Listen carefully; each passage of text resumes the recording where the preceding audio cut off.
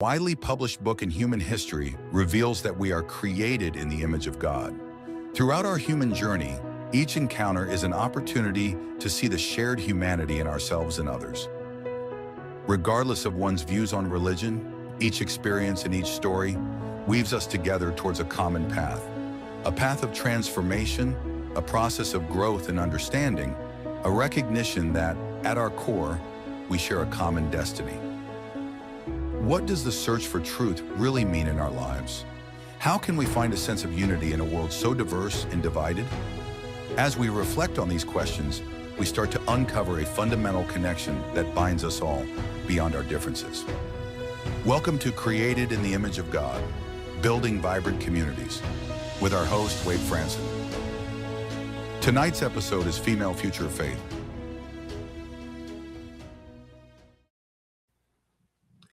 Good evening, everyone, and welcome to Created in the Image of God. I'm your host, Wade Franson, and we have a very exciting show tonight, an amazing guest. I think I first met with her 6 months or so ago. Been planning this show for some time. A lot has changed in the world since then, and the topic of tonight's show will give us a lens on some of what's going on in the background. As some of you know, on this show, one of the themes that I like to talk about is what I call the hidden leaven, the woman who had 3 measures of meal, which is actually about 60 pounds, if I'm not mistaken. And she put some leaven in that. And Jesus said the kingdom of heaven is like that. But the word that he used was that she hid the leaven in this 60 pounds, which is a large amount. So sprinkled throughout the world is this hidden leaven that is doing its work under God's direction to transform the world, to transform the planet. It's a slow process. It's organic. We have free will. It 2 steps forward, 1 step back. But tonight we have a guest who's going to give us some unique insight into that overall situation. Her name is Gina Zurlo, and she's a leading scholar on the topic of world Christianity. She holds a PhD in that field, and she is a senior researcher and lecturer in world Christianity at Harvard Divinity School. She's focused on religious demography. She's the editor of the World Christian Database and visiting research fellow with Boston University's Institute on Culture, Religion, and World Affairs. She tracks how religious and non-religious affiliation is changing in every country on this planet. And looking at it from a past, present, and future perspective. She has a special focus on gender and the female future of global faith. She was named one of BBC's 100 Most Influential and Inspiring Women of 2019 for her pioneering work with religious statistics. Gina stands at the intersection of history, sociology, and data, helping the church and the wider public understand what Christianity actually looks like worldwide today and where it's headed. Let's welcome Gina into the studio. Hi, good to see you. It's great to see you, and it's really exciting to have you here on the show. As I mentioned, there's a lot going on in the world. We're not going to get into the specifics of geopolitics, but we want to look at the underlying situation. We have changing weather here where I live in Wisconsin. It's been a bit chilly today. I have a little bit of a cold. I was watching my son play tennis, and I've been down in my downstairs office. And when you want to fix, you have to go into the boiler room and understand, is everything working fine? And it's kind of like under the hood of a car. So you've got visibility into demographics and trends of what's going on underneath the surface. And we're going to get into that. But before we do, let's get to know you a little bit more. So tell us a little bit about who your parents were, where you were born, so we can get to know the real you, the Gina that was just figuring things out before you really came to the awareness of how you wanted to focus your adult life on these topics. Sure. So the way I usually start in discussing this is I haven't met a little girl yet who says, I want to be a demographer of religion when I grow up. So it was definitely not a straight path for me from childhood to this very niche field in the sociology of religion. So I grew up in upstate New York in largely an Italian American home. And my grandparents, my great grandparents came from Italy. Luigi DeMarco and Palma Rosa Penza came from Italy to the U.S. And I very much grew up in that culture of big family dinners and Sunday dinner and stir the sauce and all of that was a really important part of my identity. My father is from Brooklyn and my mother from Yonkers. And my dad actually is half Irish, half Italian. We love him nonetheless. And my dad is Catholic and my mom is Protestant. And so we actually had a lot of like ecumenical tension in my household growing up because of this Catholic Protestant marriage. But my mother's father, my grandfather, said that it was okay that my dad was Catholic because at least he's half Italian. That covers a multitude of sins. So very strong Italian identity, but Italian Protestants, which was interesting, that my kind of family lineage traces this very strong Italian Protestant heritage. And so I kind of had these questions in my home growing up of different branches of Christianity right from the jump. And as a child, I was always interested in global things. My favorite cartoon was the Animaniacs when Yakko did the countries of the world to the tune of the Mexican hat dance song. I'm going to spare you and not sing it, but you can Google it and it's on YouTube. So please check it out. But it's from 1993, of course. And I didn't know at the time as a child watching this what Germany now in one piece meant. What I know what that means now, but at the time in 1993, I had no idea. And so I was just like fascinated with what's happening outside of my own little bubble in upstate New York, different people, different religions, different cultures.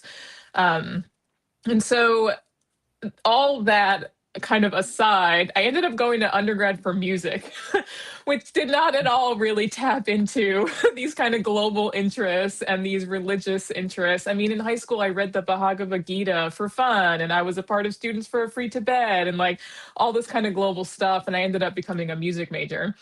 But in my last semester of my undergrad degree at Ithaca College, I was working with a Jewish studies professor and doing ethnographic research in synagogues in upstate New York, looking at different liturgical songs in synagogues among different Jewish traditions and denominations to see how these songs are interpreted and understood among different Jewish communities. I can't even tell you how I ended up doing this, honestly. It was really far afield from what I was doing in my program. But I fell in love with research during that time, talking to people, learning about different interpretations of culture and music and history and identity and religion. And it really started to tap into some of these things from my childhood that I always had interest in, but frankly, never thought I could do anything with as a career. The Animaniacs and religion, how do those two things come together as a career? And I remember going back to this professor really upset saying, I've wasted my whole undergrad degree. I'm in my last semester of school and I'm just now discovering the thing that I think I really want to do, which is social science. And right, I'm like 20 years old saying I wasted my whole life, you know? And I remember this Jewish studies professor calmed me down and she said, look, my undergrad, my master's, and my PhD are all in three completely different subjects, and it all worked out for me. I think you'll be fine. So then I went to seminary and I studied religion in seminary. And that's where I discovered the work of the World Christian Database. And even though I had done qualitative research in this kind of Jewish liturgical music project, the World Christian Database introduced me to the quantitative study of Christianity and other world religions. And from the moment I saw this for the first time in my first semester of my master's program, I said, that's the thing for me. There was just something about it that I had never seen before. I had never seen a religion statistic or a religion graph, probably. And it just sparked something in me of this is the way I want to understand what's happening in the world. The big picture, maps, charts, graphs, all the world's religions kind of in this big global picture. it just really struck me. And I started working at the World Christian Database that semester. And almost 20 years later, I run the World Christian Database project. It was the project for me. And really, the only thing I've done in my adult life professionally is work on the World Christian Database project and work in the demography of religion. Well, that's an amazing story. And I actually love that sort of eclectic, diverse background. Clearly you bring a curiosity and a genuine interest to this. And I think that's a good, it sounds like to me a really good sort of balancing out, because there's a lot of interpretation. And anyway, I slight digression into trivia. Are you familiar with the band They Might Be Giants from New York? Yes. So they have an alphabet of nations where they go through. You got to look that up. Yeah, I know, I'll look because it up. we used to play those educational videos from They Might Be Giants for the kids, because it was music I could stand to listen to myself while they were learning about numbers and geography, and who knew, right? They Might Be Giants did these CDs with Disney, and the alphabet of nations goes from A to Z. You might enjoy that one as well. So that's super cool. And also the music, background, to have that as a backdrop, and the Jewish liturgical studies. So other than that, when you first got involved, what was it that jumped out at you in terms of your research and understanding this database and what it does and what it might do? Yeah, I think what struck me so much about it the first time I saw it was how comprehensive it was. And what it was just a presentation that Todd Johnson, who ended up becoming my mentor, he was the one running the database at the time. I now know it was kind of his standard. This is what's happening in the world, kind of old hat for him. But I remember seeing it for the first time and thinking, this is information that literally everyone should have. Like, everyone should know where they fit in this large scheme of religion and non-religion. And this data, to some people it might just be data just kind of exists in the world, but for me it was actually really personal, because every single person in the world fits in this global puzzle in some way. And that's the beautiful thing about a taxonomy. I know it's like the geekiest thing maybe anyone's ever said on your podcast. A beautiful thing about a taxonomy in this case is everyone fits, everyone has a place, everyone has a role, and that means we are together in some way. And it's just this picture of humanity and of people coming together. Even though a lot of people think religion pulls people apart, there's something about the way this project comes together and fits. It's like we're in this puzzle piece together. And really, the demography of religion is just an 8 billion piece puzzle, right? Every person in the world fits somewhere in it. And that, to me, I think was really striking and really attractive. And that's what made me think I want to be a part of this. Well, there is definitely a geeky element, but to me, taxonomy, it is a beautiful thing, right? The ability to agree on what it is that we're saying and what it is that picture's worth 1,000 words. And so many times people are talking past each other because we haven't defined our terms, and taxonomy is kind of like a level above that. Yeah. There's this Baha'i quote that goes like this: "Let all associate, therefore, in this great human garden, even as flowers grow and blend together side by side." So that just came to mind as you were talking about this massive puzzle. The other thing that came to mind is the Tower of Babel, right? Where in that story, there was a unity that was developing under Nimrod. Nimrod built a city called Bab-el, the gate of God. And then God came down and looked at this because he was now building a tower to heaven. That's the story from the book of Genesis. And then God didn't like what he was seeing, and he said, this isn't unity. This isn't the gateway to me. This is confusion. He said, and he called it Babel. And then he confused the languages as the story goes, and the people couldn't talk, couldn't work together, and had to quit building this tower. How I understand that is this was a human effort to sort of have unity in conformity, right? A coercive effort to align everybody around a person, Nimrod, and his achievements and his tower, right? And there's this imposing fear, autocratic domination going on, bringing all people together under this banner.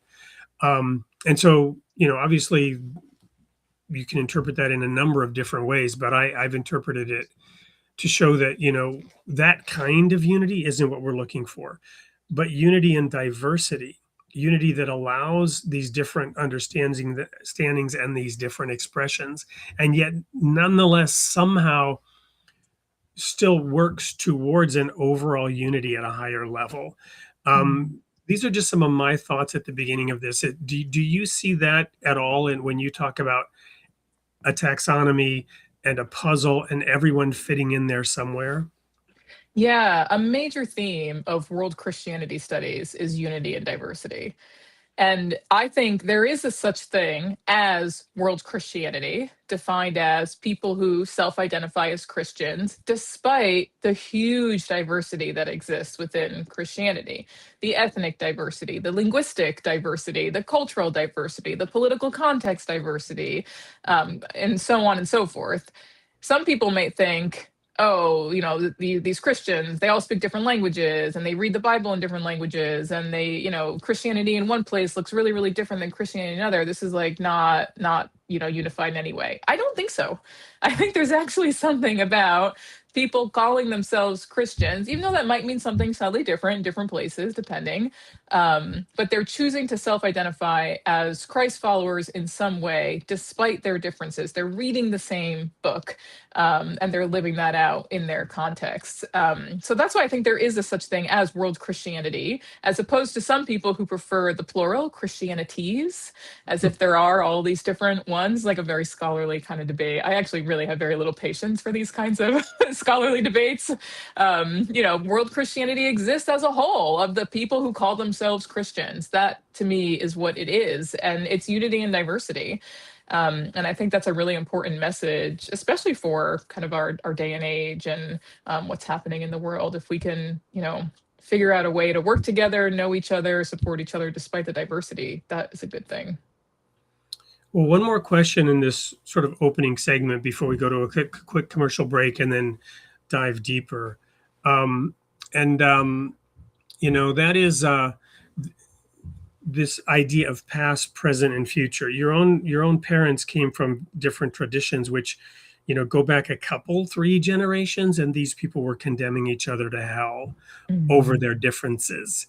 But already in your parents' generation, there was a bridge, the gap was bridged, and you had Protestants and Catholics beginning to marry rather than condemning each other to hell. Not everyone liked it, I'm sure. Not everyone went along with it. It had some tension, but what we see here is an evolution and a migration. Do you want to comment on that time element here before we go to the break? Yeah, I think a piece of that is, again, maybe unity and diversity is maybe too strong of a term for some of the Protestant Catholic debates. I mean, Vatican II helped with that a lot to kind of heal the hurt between Protestants and Catholics. But I think over time, especially in the American story, as the generations, went on and assimilation happened, we see that we have a lot more in common than keeps us apart. And no one in my family would ever say anything about Protestants and Catholics marrying. We have Catholics and Jews marrying. We have Protestants and Jews marrying. Like, we've got more diversity now. And as the generations go on, that is kind of part of the American story, that we have more diverse families, and we see that as a good thing, and something that we welcome and we value, and those are principles I want to pass on to my children, that we value diversity and we see equality, and we see the image of God in all peoples. So the Protestant Catholic story is really a great example of this, because as you're right, there was so much tension and death and destruction over the differences between Protestants and Catholics. And look where we are now, where Protestants and Catholics can be seen as siblings and can love each other and have families, and all these things is really a very beautiful thing and a hopeful story that we can extend this kind of relational being with other traditions as well. And there's still work that needs to be done, right, between Christians and Muslims, and between other traditions. So I see it as a hopeful story that hopefully we can emulate in other traditions as well. Well, thank you. I think that's a perfect segue. We have actually a promotional video for a book by a reverend in the Baptist tradition, Barbara Breon. She's been on the show. And when we come back, we're going to talk a little bit about the idea of the female future of global faith. Don't go anywhere. We'll be right back with more with Gina Zurlo.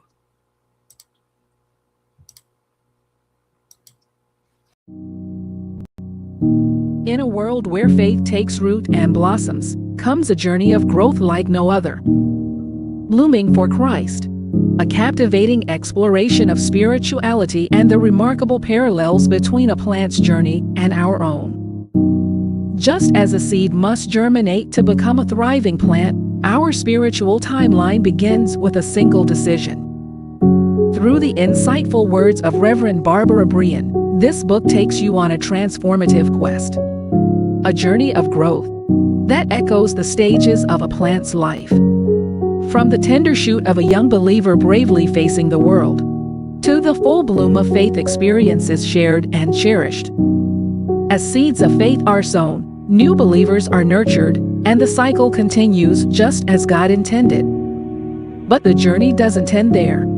As the plant matures, so does the believer, becoming God's chosen harvester in gardens of divine purpose. Reverend Breon's guidance, rooted in scripture and wisdom, gently leads you through the seasons of your spiritual life. Join us on this journey of discovery and renewal, a journey that unveils the beauty of your faith and the transformative power of God's love. Blooming for Christ.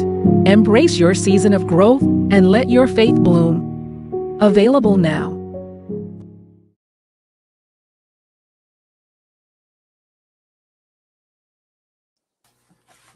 Welcome back to Creating the Image of God. We're here with Gina Zurlo. I thought that might be appropriate because of a couple of things. One is the idea of growing where you're planted, right? And there are different soils all over the planet. And the other is, this idea of a garden, right? And stages. So tell us then a little bit about how you view this evolution and the role in particular of the feminine or female in Christianity as it grows and develops globally. Yeah, so I want to share a little bit about how I came to do this work in gender studies and world Christianity, because I'll be honest with you, I resisted it for a very long time because I didn't want to be the stereotypical woman in academia studying women. And we need women in academia studying women. I think we also need men in academia who do gender studies as well. But I really resisted it for a long time. I wrote my dissertation on a man, actually, doing quantitative studies. Also because I felt like as a woman in quantitative studies, I had to kind of cut my teeth and run with the boys, so to speak, right? And do what the men did. And I felt like studying women and gender would, to be quite honest, be bad for my career at the beginning of my career as a young female academic. And so I just kind of stuck to the facts. But the problem was, I am a woman in world Christianity and I am a woman in academia. And I was attending a lot of global Christian, this is part of my job. I attend a lot of global Christian conferences and I meet a lot of people from around the world. And in kind of the 2015. Well, I have to throw in here, one of the things that impressed me was a picture of you handing a book to the Pope. So you do meet a lot of people. I do meet a lot of people, but now we have a new Pope, of course. So I got to write another big book to give it to that Pope. So I'm working on it. So in this time, kind of 2015, 16, 17, I was attending a lot of global Christian conferences, and I just kept noticing how few women there were in these rooms, and then especially how few women were on the main stage. And yet I had been learning in my doctoral program. I did my PhD under Dana Robert at Boston University School of Theology, who's one of the leading scholars of women in world Christianity.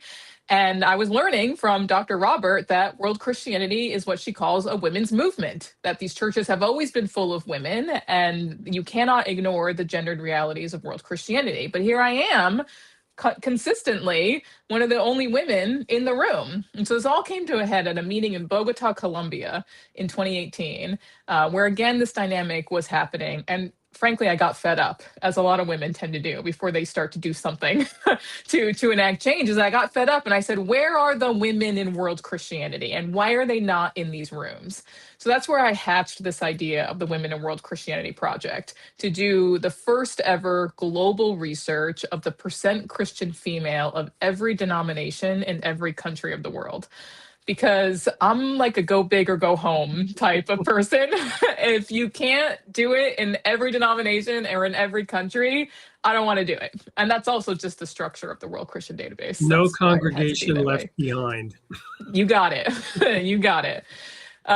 So really all this work in gender studies came out of my own personal experience, what I was learning and what I knew to be true in the history of Christianity and in the present of Christianity. But there was just this massive data gap that people were just not asking the question of what percent of my congregation or my denomination or my network is women.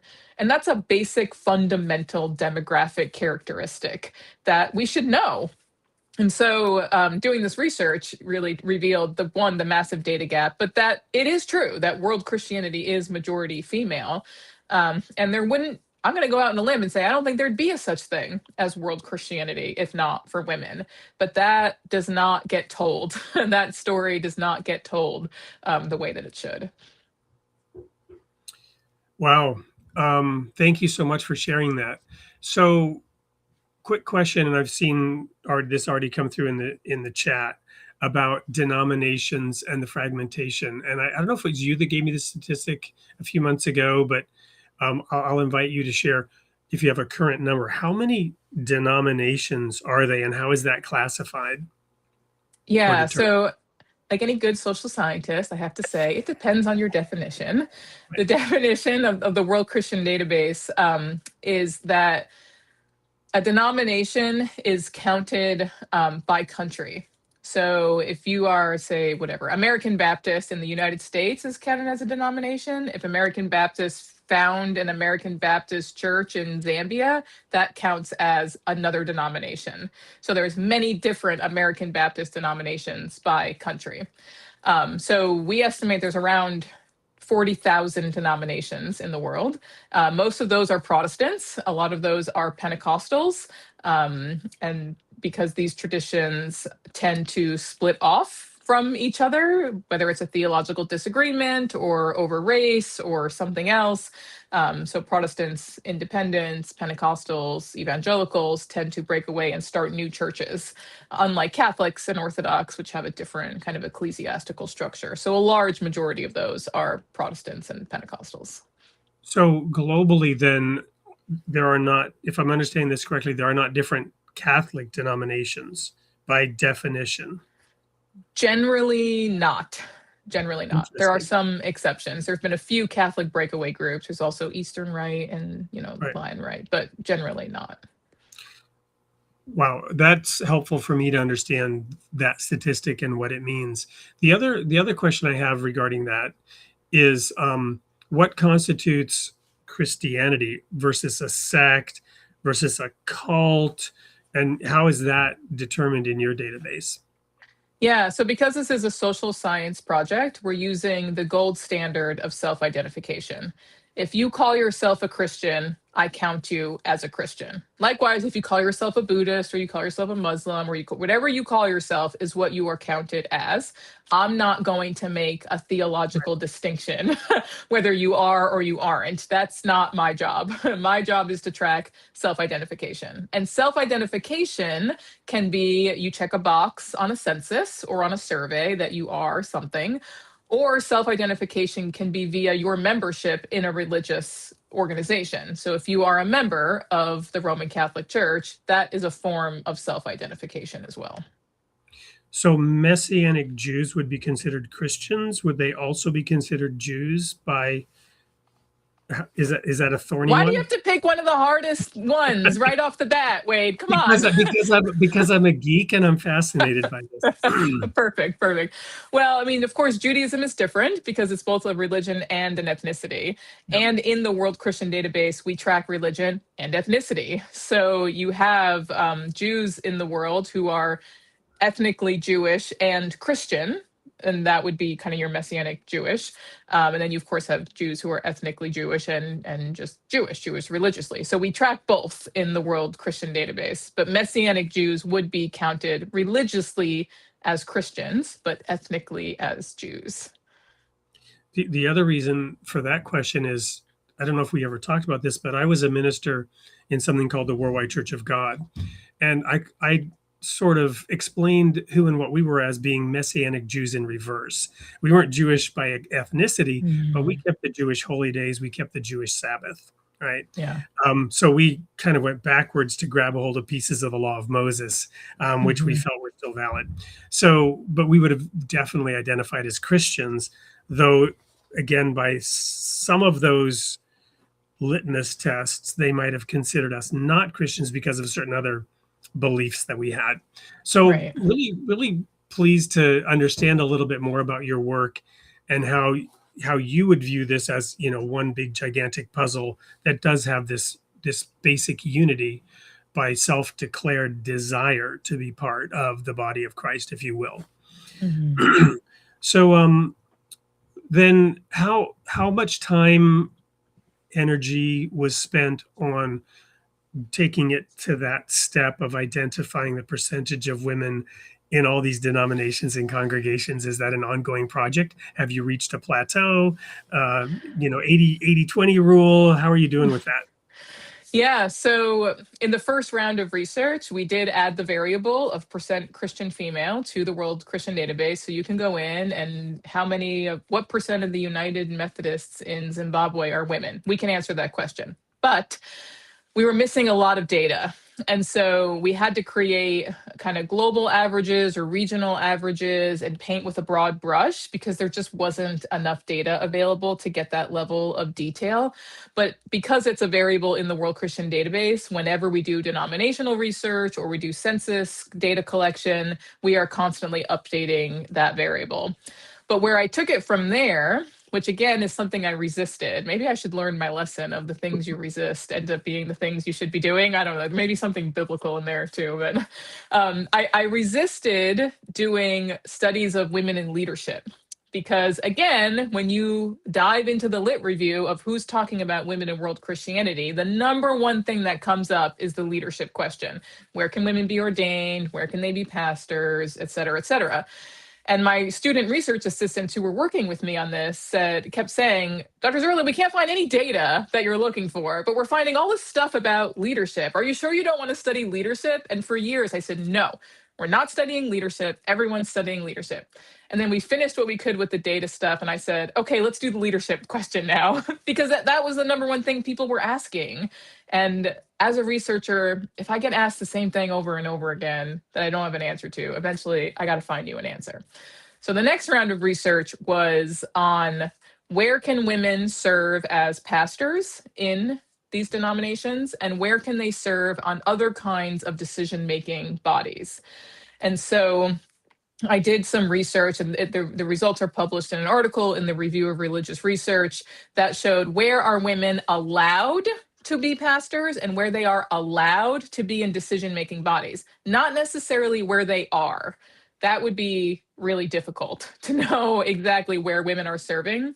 And so I created this data set that was representative of about 78% of all of the Christians in the world, looking at the top 5 largest denominations in every country of the world. And I manually researched where they can serve as pastors and where they can serve on some other kind of decision-making body. It is as tedious as it sounds. It took forever. No research assistant help on this, just me, myself, and I in my database on this one. And we found that about 83% of all Christians in the world worship in churches where women can serve on some kind of decision-making body, which was a huge finding, a huge number. 83% of Christians worship in churches in the world where women can serve on some kind of decision-making body, a parish council, an executive board, something like that. And then about 45% of all Christians in the world worship in churches where women can serve as pastors, not necessarily where women are serving as pastors. So, for example, in the United States, we have survey data that shows about 12% of American congregations are led by women. Well, my research shows that about 55% of Christians in North America worship in churches where women are allowed to be pastors, but only 12% are being led by women. So the gap, right? When we do gender studies, we're measuring gaps, right? So 55% can, but only 12% are. This is the gap that we need to work on closing, right? If women are allowed, why aren't they if they are technically allowed to? And the reason is because of the leaky pipeline to leadership. There's so many places along the way where women fall out of the pipeline and, to leadership structures. They don't have the support. They don't have the funds. They get married. They have kids. They, whatever it is. And women fall out if they don't have the proper mentorship and support to, kind of attain these leadership positions. So that was the next round of research that came from that. Yeah, I'm thinking about a couple of questions here. One is, and you probably don't have an answer to this, because I kind of gather this is relatively recent and maybe even still ongoing to a degree. But is there a time element, a time lag? Do you have any historical data? Is that number of where they are allowed to growing? And if it was fairly recent that some of those decisions were made, then to your point, there was no track. Women wouldn't have chosen to go down a path where there was no end game, where there was no arrival, right? Why would you go study to become a leader, a decision maker in an ecclesiastical body if you wouldn't ever get in? Yeah. No, the historical data question is a fantastic question. And we know that a lot of these denominations didn't allow women pastors until, right, the second wave feminism in the 1970s, right? So we're really still talking about the first and second generation of women who would even dream, generally. We have lots of historical examples of women preachers and trailblazers and glass ceiling breakers and all that. But in terms of like structural ability to do this kind of work, right? Women couldn't even have credit cards until the 1970s. So this is still a very recent thing that women had these opportunities. But we still have a problem of models of little girls in churches who don't see women performing these roles and then can't see themselves doing it. And so this is a long game, essentially, of kind of working our way up to having proper representation of women in these congregations that have always been majority female. That's the connection between this first round and the second round. And that was my second question. I want to get to that in a second. Well, actually, I'll get there and then I'll come back to this other question. So do you have like a hierarchy of percentages? Like, do you have an overall percentage at the very top of the pyramid of data, X% globally? And then can you share a few differentiations of, in this denomination or in this tradition, it's higher or lower female membership? Because myself and maybe others have kind of had this impression that they're actually probably more than 50% of congregants, of parishioners, of members are women. We do a lot of sort of Bible study, spiritual discussion kinds of things, and more women come than men usually. Yeah. Totally, that tracks with with the data. I would say almost everyone's anecdotal evidence and experience tracks with the data, because almost anyone I've ever spoken to, literally anywhere in the world, says, "Oh yeah, my church is all women. Oh yeah, my mother, my grandmother, my auntie, introduced me to the faith." I mean, this has been going on for generations. So generally, we find that Protestant churches and tend to have higher percent Christian female. And some of what I might call, like, maybe this is an unfair term, but like the opt-in churches, as opposed to like the state churches, churches where people choose and they convert or they switch into it, generally have higher percentages of women, versus because opt-out women, churches.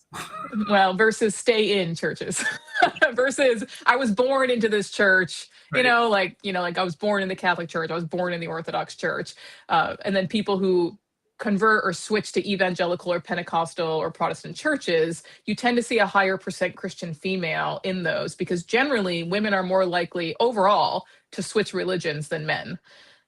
Women are more likely to be boundary crossers. They're more likely to cross ethnic boundaries, religious boundaries, than men are. The research seems to suggest this. So it makes sense that women would be in contact with people who might want to encourage them to join their church, right?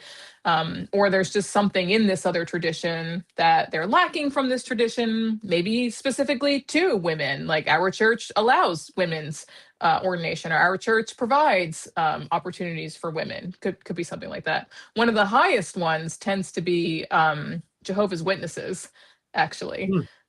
End up coming out pretty high percent Christian female in the data. Wow. Okay, so my other question is more personal, right?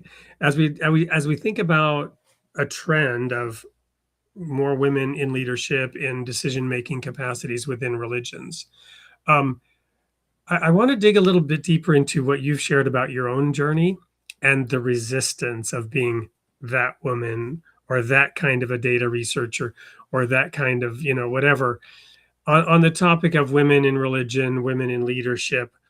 I'm just going to invite a tiny bit of reflection out of curiosity and to see how that might also be impacting this. What are some of the reasons why you would have your own resistance to go into that topic? It sounds like there's a little bit of a sort of a conflict even in why or how within yourself. I just want to unpack that a little bit, if you don't mind. Yeah, no, I'm happy to. So I think part of it is I had two main mentors in my doctoral work, who were both fantastic and supported me 100% no matter what. I could not be more blessed and fortunate to have these two people. Dana Robert at Boston University, teaching me women and history and world Christianity and all this amazing stuff. And then Todd Johnson at the World Christian Database, teaching me demography and social science and self-identification and all that. And I always felt a little bit of tension between these two worlds, because in kind of the world Christianity space, there were lots of women, and I had a female mentor and she was sharing her experiences and what that was like. And then in the quantitative social science world, it was just a much more male dominated world. I mean, who ends up doing quantitative anything? Usually it's men. And I felt like I had to prove myself in both of these worlds, and it felt harder to prove myself in the world dominated by men. And I felt like just by being present in the room as a young woman, I was immediately being judged for not knowing enough. Whether or not that's actually true, I don't know. But that was my experience and my perception as a young woman in these spaces. And also seeing spaces that, the classic conference mantle, the panel of all men. How many times did I see a mantle after mantle after mantle of men talking about quant? and again, if you don't see yourself, if you don't see anyone like you, this applies to race, it applies to ethnicity, it applies to gender, right? Then is that really a space for me? And I really wanted that to be my space. I mean, this was my calling, my passion, and I really wanted to take this project and I wanted to be taken seriously. And so I developed in my own mind, the only way to be taken seriously is to not talk about gender, which is terrible. I mean, this is terrible. And I hope anyone listening to this recognizes that I was clearly wrong. I mean, I hope that I was wrong, but that was my lived experience and that's how I felt. Well, I completely hear you. I'm also just reflecting on this in terms of our own path and our own desire and how we view and want to serve, right? So it sounds like to me that what was wrong about it is you knew where you wanted to go, but there was some conflict within that about being a woman wanting to go that route, and there was just a struggle somehow. You know what I mean? Because Yeah. obviously it's not wrong or right. Whoever chooses to do whatever they choose to do. It's Yeah, and it's it's complex. Is I guess what I'm saying. yeah, and of course, the irony about it is my male mentor, Todd Johnson, had every bit of confidence in me. I Yeah. mean, took me on when I knew absolutely nothing, frankly, and taught me everything I needed to know and like placed all of his faith and trust in me that I would be able to do this and never once doubted me. And so I had this incredible mentor who knew those spaces and could operate well in those spaces say, I believe that you can operate in those spaces. But there was still something really deep down inside that made me doubt that I could really do it.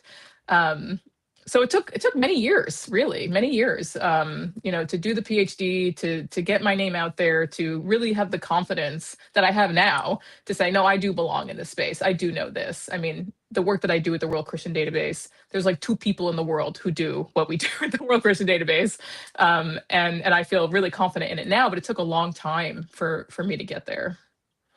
Well, I'm just grateful that you did persist, that you did go that route, because this is just a really fascinating and wonderful discussion. We're going to go to a quick commercial break. This one is actually about a book that takes a really broad approach to this issue of unity and diversity. When we come back, we're going to ask the question, where are you growing next? Given all this, what's next on the horizon, and also how can people get engaged with the database, with you, with your work, and we'll dig into that a little bit. Don't go anywhere. We'll be right back with more of Gina Zurlo on Created in the Image of God. In a world where religions often talk past each other, what if we just sat down and listened? Facets of One is a simple devotional, bringing together scripture from the world's faiths, centered on one truth: God is one.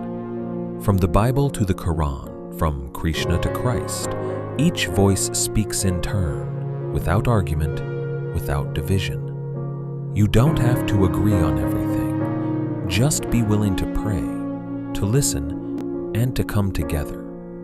If you're longing for something deeper than noise and division, this is a different kind of conversation.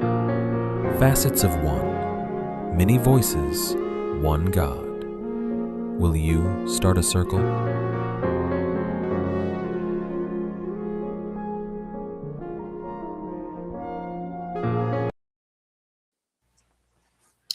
So that, to give a little bit more of an endorsement, is actually a fascinating project in and of itself.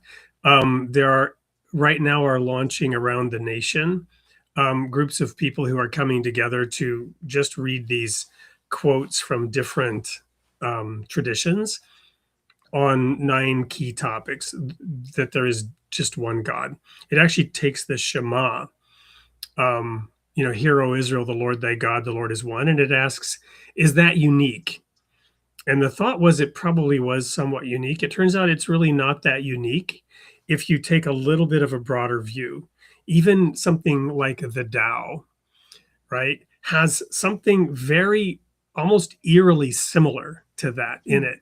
And to just sit with that and understand this big mosaic globally, it's a fascinating project. So I thought that one might be a good one to air tonight. So where are you growing next? Given all this, given that you've accomplished so much in the time you've been there, what's next on the horizon, and how can people get involved or tap into the information, the data, and or participate in some way? Yeah, I think what's next is something that I always try to do at the World Christian Database, which is to listen. I do a lot of talking and a lot of telling people what's happening around the world. And that's the real gift of having this privilege of this 30,000 foot view to see kind of what's happening worldwide. But I cannot do that without the local. This whole project is about connecting the global and the local. And so I'm really trying to listen very carefully to what Christians are asking and what they're looking for on the ground. And there's a few themes that are emerging from that. One is a continued question about women in leadership.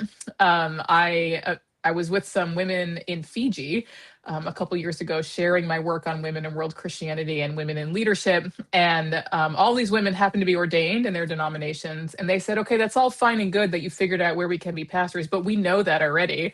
We want to know where we can be the very top. Have you figured that out yet, of where we can be the final authority? And I said, no, but I will do it. So I am doing it and working on that project now with a very talented researcher, Molly Wall, who's working with me. And we are figuring out where can women serve at the very top of ecclesiastical organizations. And turns out it is much more complex than either one of us thought it was. Another question we're getting asked a lot right now is the relationship of Christianity and politics, especially with all the Christian nationalism discussion. Christian nationalism is a transnational movement. It is a world Christianity question in the sense of what happens in one place is impacting Christians in another place and in another place. And so doing some work on global politics and world Christianity. And then the third question I'm getting quite a lot is about Gen Z and the younger generations. Either the question, how do we keep the young people in our churches? Or what are you seeing of what youth are thinking and responding to matters of faith? So those are kind of the three big questions that I am sensing that people are asking. And so I want to do some work in those areas so I can have reasoned, well-researched answers to those questions. Wow. So let me ask a question real quick about the second one, Christian nationalism. How do you view or define that in terms of world Christianity, in which the national aspect might be downplayed to a degree, if you know what I mean? Well, I guess the way that we're talking about it in world Christianity discourse is places in the world where Christians want their governments to be Christian, right? To be explicitly Christian. So thinking of Zambia, right? Zambia is the only country in Africa that actually has declared itself a Christian nation. Okay, that's a really interesting thing. What does that mean for Zambia to be a Christian nation? How does that compare to somewhere like Uganda, where Christians have a lot of political voice? How does it compare to what's happening in Brazil with what happened with Bolsonaro? How does it compare to Donald Trump? How does it compare to Hungary? And what are the connective strands between all of these? And there are connective strands, whether it's media, social media, personal relationships, theology, missionaries, colonialism.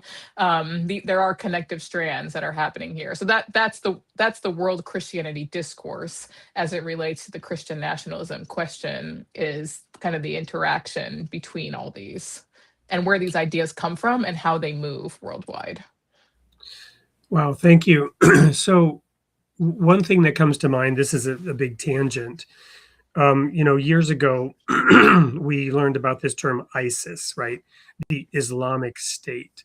And I'm a novice. I don't really know much about this, but I looked into it a little bit. And you have Muslim majority nations, and then you have nations which are so-called Islamic states, where they essentially have a theocracy and where the government is tied in, and you have Sharia or Sharia law as part of the law of the land. Those are Islamic states, and there are like I think 25 Islamic states, and then there are some additional 25 Muslim majority states, right? Mm-hmm. We might have majority Christian nations, but this designation exists in Islam. And when I heard you describing, Zambia and what you're doing there, I just saw a parallel. Have you looked at that or thought about that at all? I know it's outside your scope to look at Islam, but it just was interesting to me. Yeah, no, I think it's a helpful parallel because you can have a Christian majority country that's not a Christian country. You know what I mean? So the demography is connected to identity in a lot of ways, of course, But just because you are Christian majority does not mean you are a Christian nation, in the sense that Christianity is enshrined in your constitution as a nation. So like the United States, is the United States a Christian nation? Well, it's the largest religion in the US, but is it enshrined in the Constitution that there are special protections for No, everybody Like the knows opposite. that. Yeah, Yeah. it's literally explicit to not do that. um, so that's Well, a and very different thing. this is interesting in light of that Tower of Babel story that I talked about at the beginning, because when you think about it, it is that sort of coercive aspect, right? Of insisting that everybody conform Right. to that norm. Right. And where do we set the boundaries? And freedom of conscience, freedom of speech, these are important questions. And I kind of feel like from a social science and a sociology perspective, what's your kind of take on that sort of fundamental questions of what should be? Maybe that's not where your focus is, but No, not at all. you're analyzing what is, right? What is? Yes, yeah. So my question is, what is? What are people thinking, feeling, acting, doing? Not I don't ask questions of what should be, frankly, except for when it comes to, my own perspective on what is just and right and good in the world, right? Like, I believe in diversity, I believe in pluralism, I believe in freedom of speech, I believe in choice, all kinds of choice, religious choice. That's what makes, like, we live in a democracy, choice. So I have my personal values, I think, of what should be. But as a social scientist, I like to hear what other people think should be, and I can describe to you the trends of what people think should be. But that's kind of where I stop, I suppose. Awesome. Well, what else would you like to share? I've asked a number of questions. I want to go to some questions from the audience, but before we do, is there anything you'd like to add that we sort of didn't cover in this basic overview of your work and the research that you're doing? Yeah, I just want to say, in case people are not familiar with the World Christian Database and World Religion Database projects, they are online databases that track membership and affiliation of 18 categories of religion and non-religion in every country of the world. So these are the only resources that can tell you how many Methodists are in Zimbabwe, how many Pentecostals are in Indonesia, and how many Buddhists are in Norway, in the past, present, and future. So that's the big picture of what we're doing here. And the hope is that these data help empower not just Christians, people of all faiths, journalists, government, students, researchers, to have good data in their decision making and in their research.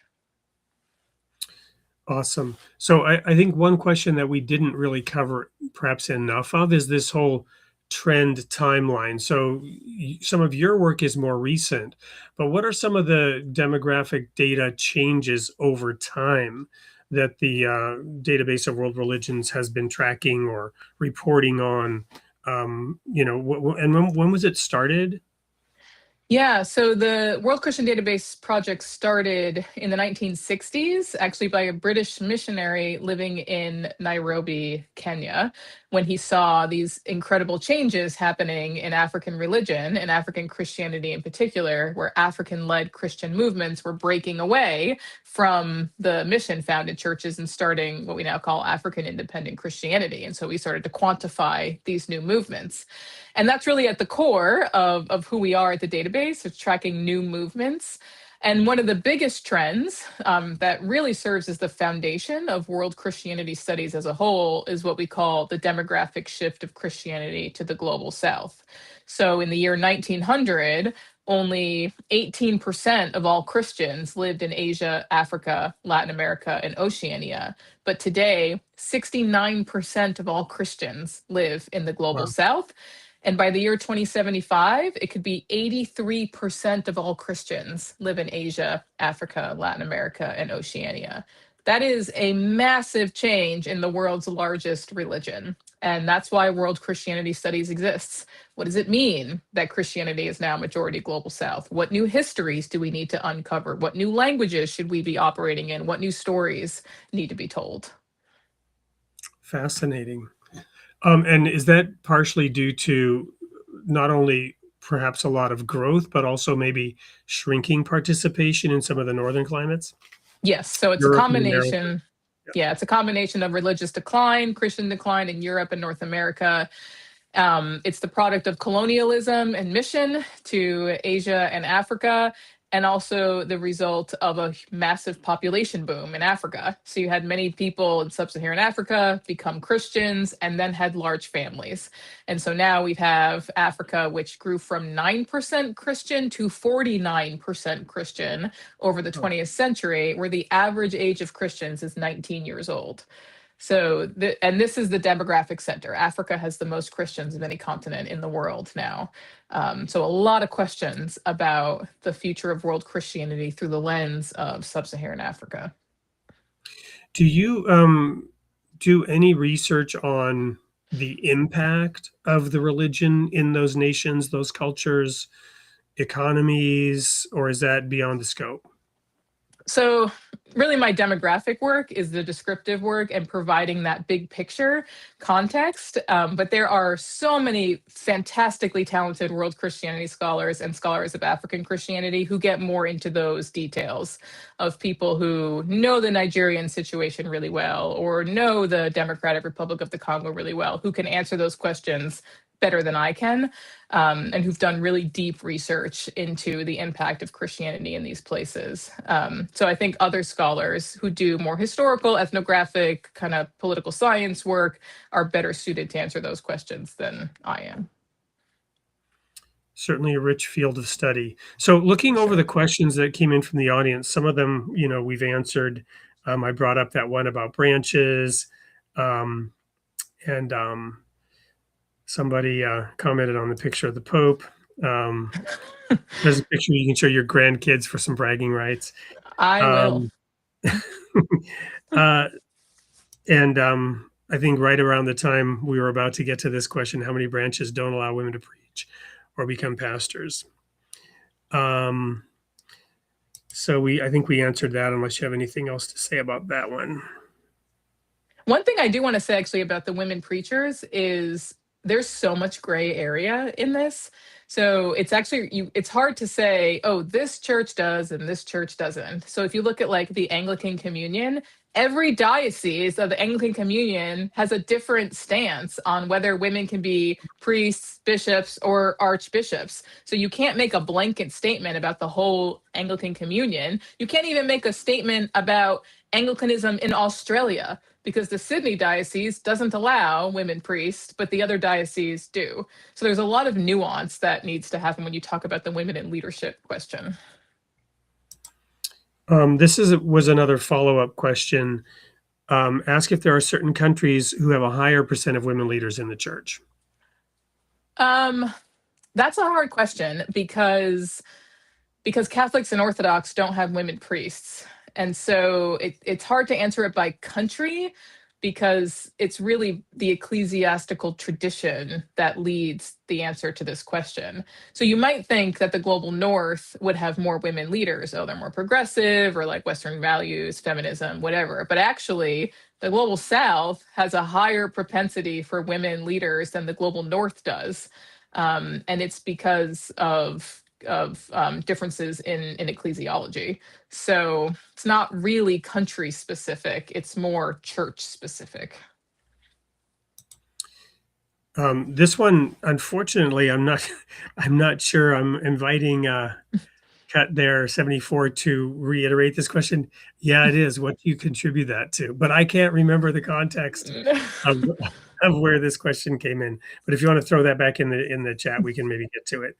One last question here as we're winding towards the end of time here. I'll bet technology plays a part in it as well. The ability to look things up online, text each other, email, etc. Again, I'm not sure the exact context of that comment. Whatever it is, technology has a part in it anyway. Literally everything we've talked about, technology is playing a role in. And if we're talking about transnational stuff in world Christianity, how is stuff transnational now? It's technology. So that is something that I think needs a lot more research, actually. What is the role of technology and the spread of ideas and all that in religion? So are we coming up on like a 70th anniversary then? of the of the database. of the database? We're getting there. We're getting there. Is, Do you want is anything to? No, not yet. I will confess, I'm actually really bad at these kinds of historical markers, but it's something. Maybe once we hit 70, I'll throw us a 70th birthday party. Yeah, awesome. 70, right? That's a biblical thing. Yeah. Okay, yeah, it's true. All right. Well, Gina, this has been just amazing. Everything I'd hoped it would be and more to have you on the show. We are running out of time. Basically, I'll just be airing the sneak peek. But what words do you want to leave for the audience? And again, where can they engage directly with you or with the database? Yeah, so I am all over the internet, speaking of technology. Google my name, find my Harvard Divinity School profile. My email is on there. You can reach out to me. Go to worldchristiandatabase.org and keep asking questions about global things. The global is really interesting and the global interacts with the local. So keep asking big questions. Awesome. I'm putting that right there. Let's make sure I spelled that correctly. worldchristiandatabase.org. That's it. And your name is up there on the screen. And final words for the audience before we go to the sneak peek. Ask me big questions, and if I don't know them, we'll find answers together. Awesome. And my sign off is simply, you are created in the image of God. And today, I guess we might say each and every one of you globally in all the unique diversity. And God loves his creation. We'll see you all next week. Stay tuned for the sneak peek. We're doing a little slightly different format. We're going to show you both the Sunday and the Tuesday show. Some of the audience don't know we do a Sunday morning show as well as this Tuesday evening show. And Gina, we'll extend you an invitation to come back maybe on and or around that 70th anniversary to talk about the progression of these trends. It's truly been an honor. I've learned so much, and it's been fun to dig into these topics. And for those who don't know, there's a Substack account associated with this. And every week I'm publishing what I learned from our guests. So Gina, look to that article. It'll take me a couple of days to pull it together, but I'll synthesize some of the takeaways that I took away from this conversation. It's been wonderful. Wonderful. Thank you. Yep. We'll see you all next week. Stay tuned for the sneak peek. This week on Created in the Image of God. Tuesday at 8 p.m. U.S. Central Time. Host Wade Franson interviews Dalia Mogahed, scholar, researcher, and one of the leading voices on Muslim communities. She shares her journey from Cairo to the United States and how she came to understand herself as an American Muslim. A conversation on faith, identity, and pluralism in a world often shaped by fear, headlines, and misunderstanding. And then on Sunday at 7 a.m. Central Time, host Wade Franson, Michael Gungor, musician, author, and creative mystic. He reflects on the idea that we may be seeing reality upside down, and what it means to live in tune with something deeper, from creativity and suffering to love, being, and a quiet yes at the center of existence. Join us live this week, Tuesday and Sunday, Created in the Image of God.